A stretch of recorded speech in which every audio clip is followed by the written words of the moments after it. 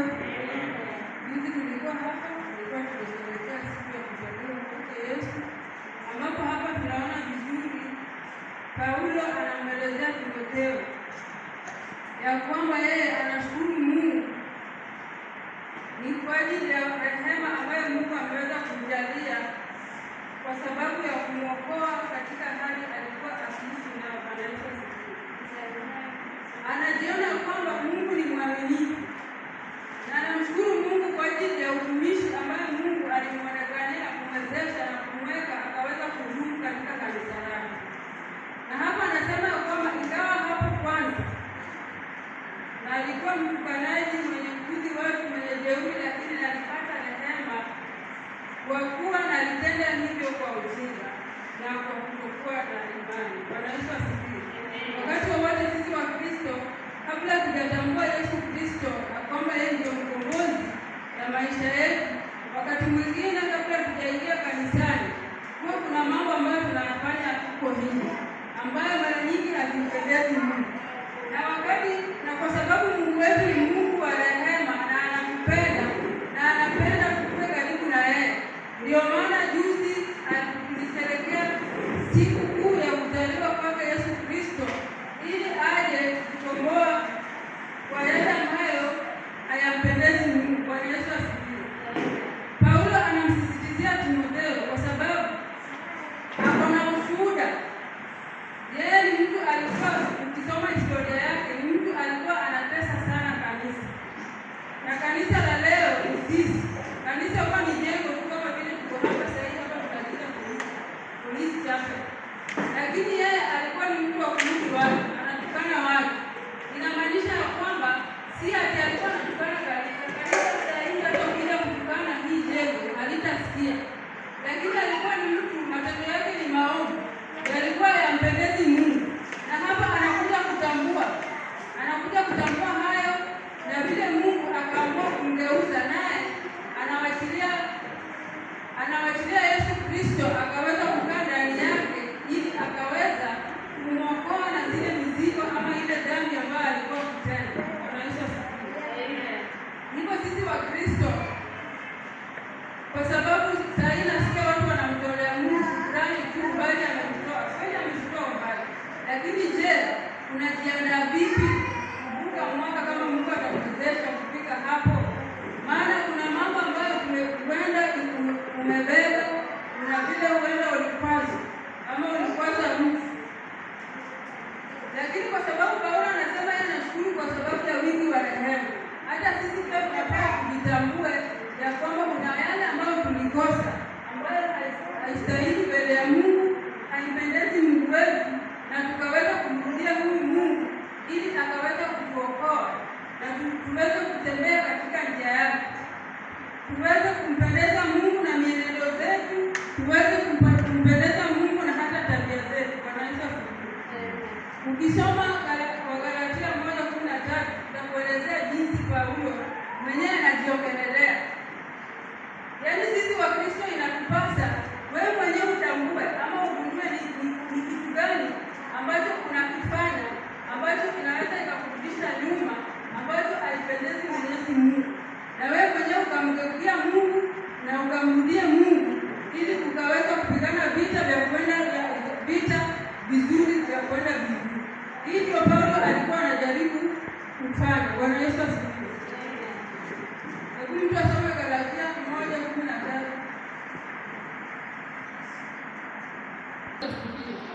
Licha ya kuwa Paulo alikuwa anafanya vituko, lakini alitambua ya kwamba Mungu mwenye alimjia kwenye tumbo ya mamake akamwita tena mara ya pili, na alipoitwa akaamua kuingia na ndugu yake mwili, akaamua kuvua yale maovu ambayo alikuwa anafanya, na akazidi kumtumikia Mungu, akilisifu jina la Mungu na kuandika. Ukiangalia Paulo aliandika barua magapi? Ameandika vitabu ngapi? Aliandika baada ya kutoka kanisa. Inamaanisha yeye mbele ya Mungu hakuna dhambi yenye Mungu hawezi kusamehe. Anaweza kusamehe. Wakati wowote ukiamua na ukiamini ya kwamba Mungu yuko, Mungu anasamehe dhambi yoyote. Ni sisi tu tujiweke tayari na tuache manunguniko. Kanisa la leo limejaa manunguniko, yaani mtu hataki kutambua yeye makosa yake, anaangalia mwenzake zaidi yake, lakini Mungu anataka utambue yako, kwa maana hii dunia hakuna mtu aliyekamilika. Bwana Yesu asifiwe. Kila mtu ako na zake.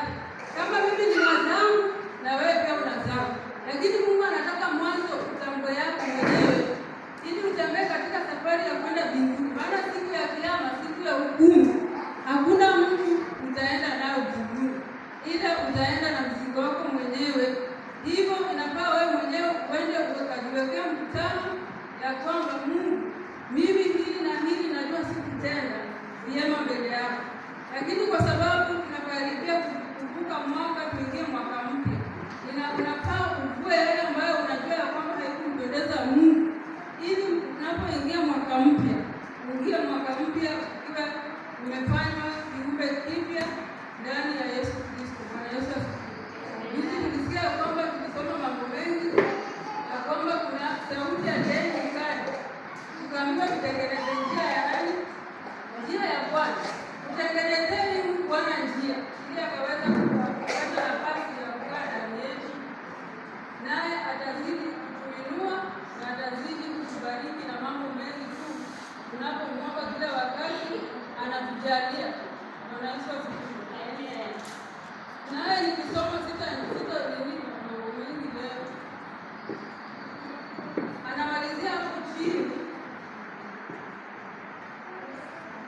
anamalizia hapo chini akisema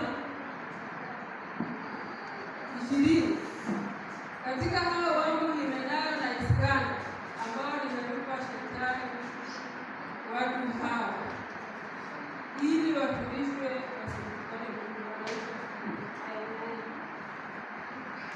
Yaani Paulo alikuwa anajaribu kufundisha Timotheo, lakini kuna watu ambao aliona kwamba ni watu ambao hawasikii, hawashiki mafundisho yake.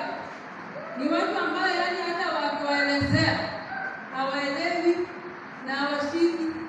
Ndio maana nawaambia Timotheo ya kwamba kuna watu ambao Mungu anawapatia Shetani nafasi ili wapewe nini? Adhabu, waadhibiwe mpaka siku watatambua ukuu wa Mungu ndani yao, na watatambua kwamba Mungu peke yake ndiye anaweza na ndiye anastahili kumwabudu.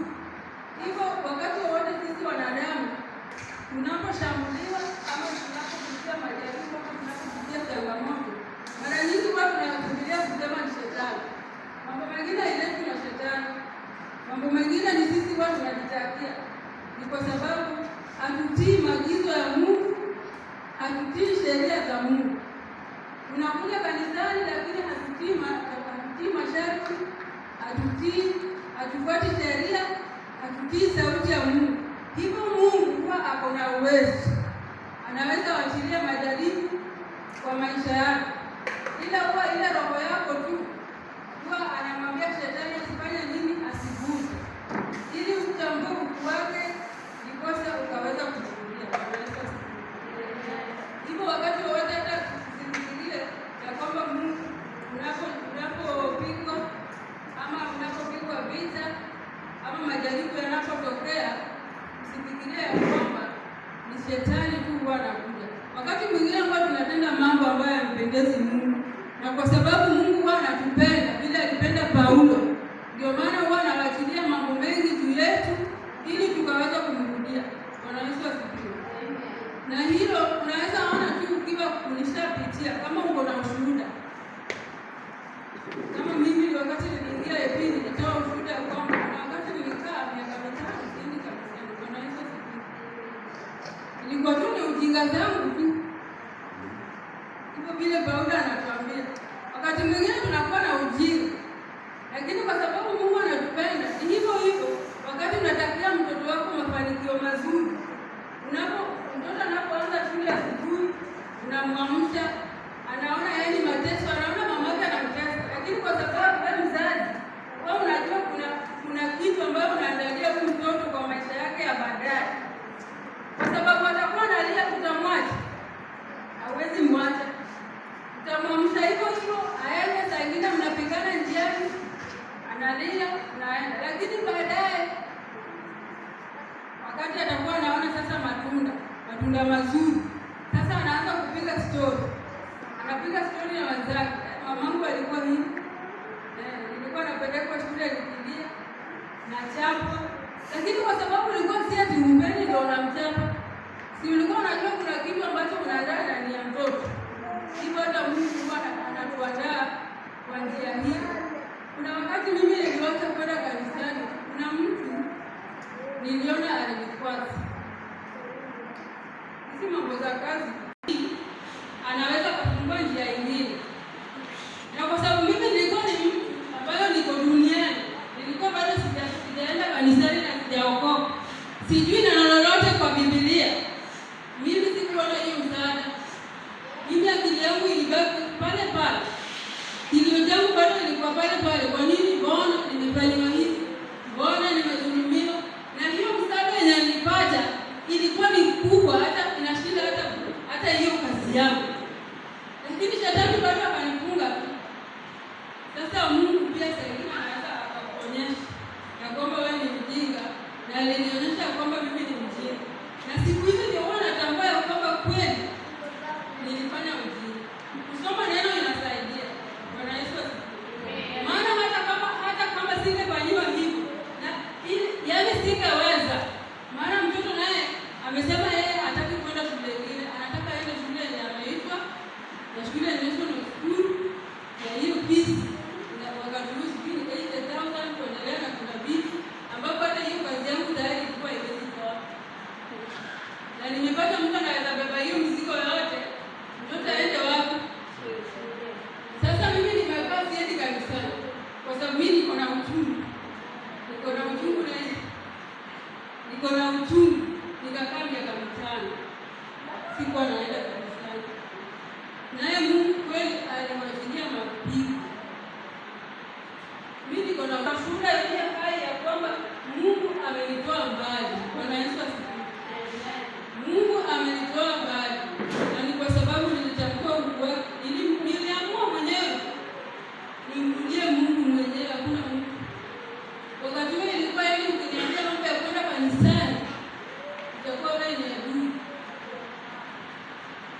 Tena mimi nilikuwa nasema Mungu hakuna ananipendi. Licha ya kwamba amenifanyia yale yote, nilikuwa nasema Mungu hayupo. Na Mungu hanipendi. Sisi wanadamu, Mungu atusaidie. Mungu atusaidie sana. Nilikaa katika hiyo kifungo kuanzia 2012. Nikaendelea kukaa mpaka 2017. Wakati niliona sasa hapa nimefika mwisho, nikaamua nirudi. Yule mzee bwana anakuja hapa, alikuwa hata ananitukana. Mpaka ananiambia, "Kama unataka kwenda kanisani, si basi wakuwe Muslimu." Bwana Yesu asifiwe. Lakini si Muslimu. Nilikaa tu. Naye Mungu akaleta yeye mwenyewe, akaniletea tu mapigo pole pole. Mpaka siku mimi mwenyewe niliona sasa nimefika wakati mimi kumrudia nani? Kumrudia Mungu wangu. Nilipaswa kutoka hiyo siku nilimrudia Mungu, na sijawahi kwenda kanisani. Na si ati ukiokoka hadi sasa ndio umefika mwisho. Bado. Si ati umeokoka mtu anakudanganya ati ukiokoka sasa ndio mwisho wa shida zako zimeisha. Hata Paulo wakati aliokoka, hata bado alifungwa, alikuwa gerezani. Hata kuna barua ile Timotheo anaandika kama yuko gerezani, na bado anaendelea kuchapa Injili.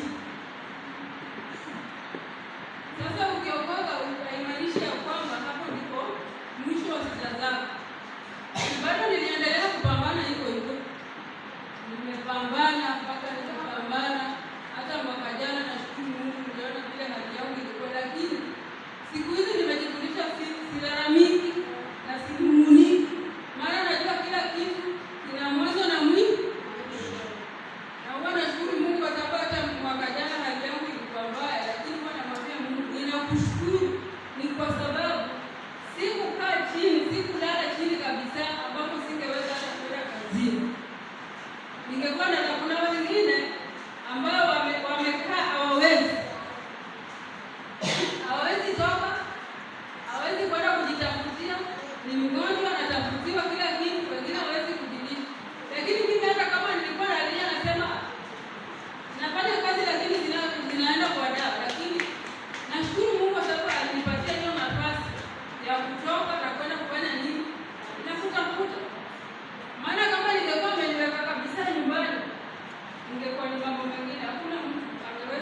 kubebea hiyo mzigo.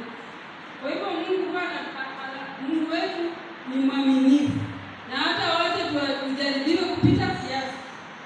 Huwa yeye mwenyewe analeta majaribu kwa sababu huwa anataka azidi kutuinua kiimani.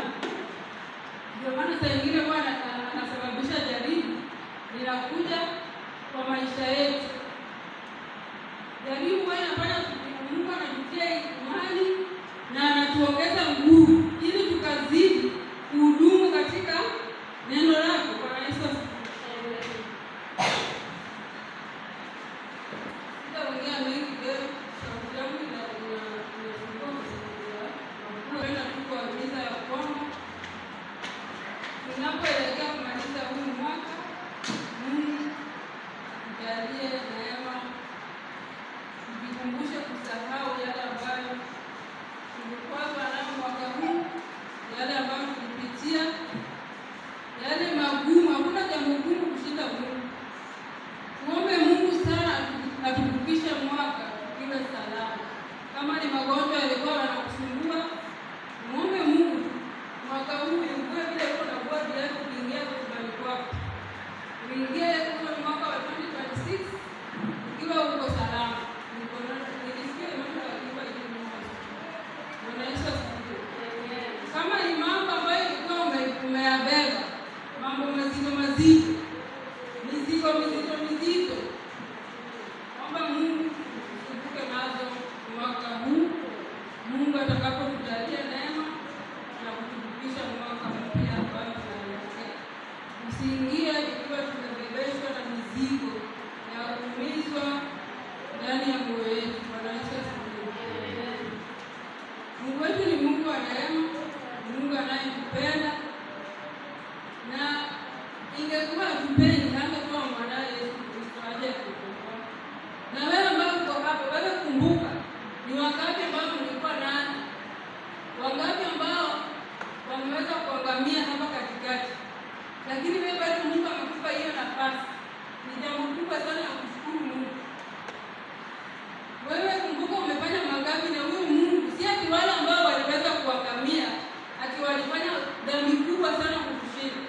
Si ya kwamba wale ambao waliweza kuangamia walikuwa wampendezi Mungu, lakini bado kuna kitu ambayo, kuna kazi ambayo Mungu ameona ndani yako ya kwamba ujakamilisha huduma yake. Ndio maana bado amekupatia hii nafasi siku ya leo ukaweza kutafakari. Haleluya, amen. Kwa hivyo ukae mahali, maana hata Yesu Kristo alijaribiwa, sisi peke yetu, na hivyo baada aliamua kufanya nini? Kubeba dhambi zetu, na akaamua kusulubishwa, akakubali, na hao wanafunzi wake walimsaliti. Sasa itakuwa ni sisi. Tafakari sana na ulize Mungu akuwezeshe, akusaidie, akufanye mwepesi, akufanye mtu wa kusamehe. Kama wewe ni mtu wa hasira, akuondolea hasira ili ukaweza kuvuka mwaka ikiwa amekufanya kiumbe kipya. Yesu asifiwe. Amen.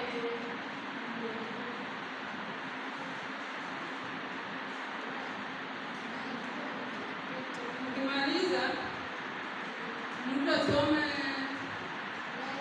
Mathayo. Mtu anisome Mathayo 11:29-30. Yesu mwenyewe anawaambia katika Mathayo 11:29, anawaambia jitiani nira yangu mjifunze kwangu. Kwa hivyo Yesu mwenyewe anajua alipitia mambo mengi na mambo magumu, lakini anawapatia mfano wake mwenyewe. Mjitie nira yake, maana yeye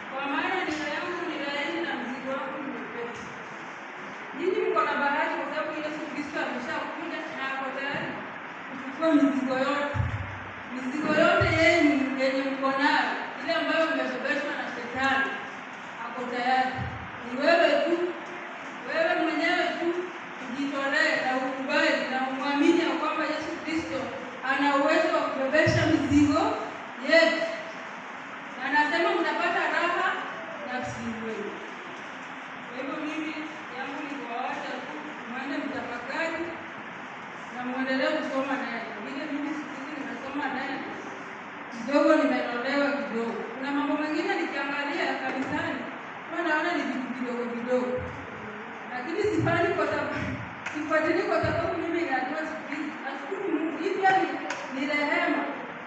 Hii pia ni rehema, ni neema Mungu amenipa. Bwana Yesu asifiwe. Maana Mungu ako pamoja na anafanya kazi na